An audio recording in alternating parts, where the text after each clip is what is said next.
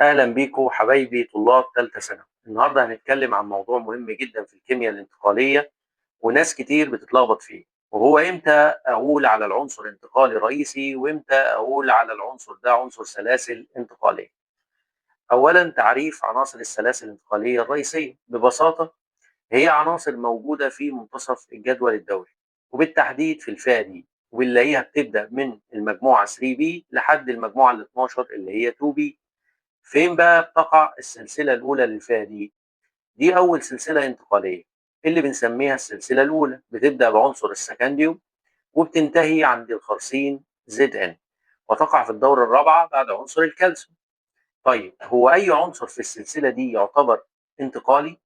لا، مش أي عنصر في السلسلة يبقى انتقالي. عشان العنصر بيتصف إنه انتقالي حقيقي لازم تتوفر فيه شرط مهم جدا.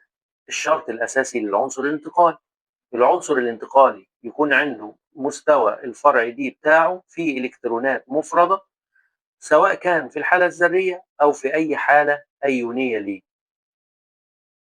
وهنا بقى تظهر المشكلة مع الخرسين. الخرسين فعلا موجود جوه السلسلة، بس هل الدي بتاعته فيها إلكترونات مفردة؟ تعال نبص على التوزيع الإلكتروني بتاعه.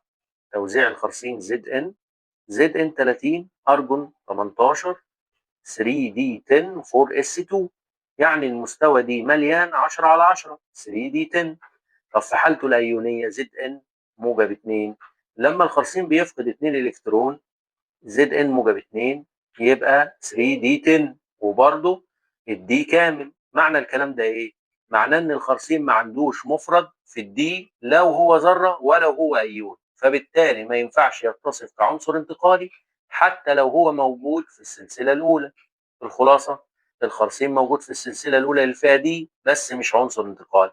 ليه؟ لأن الشرط الأساسي للعنصر الانتقالي لازم يكون عنده في المستوى الفرعي دي غير مكتمل، يعني يكون فيه مفرد على الأقل إلكترون مفرد واحد، والخرسين الدي بتاعته مكتملة سواء كان ذرة أو أيون، وعشان كده بنقول عليه عنصر من الفئة دي لكن مش انتقالي.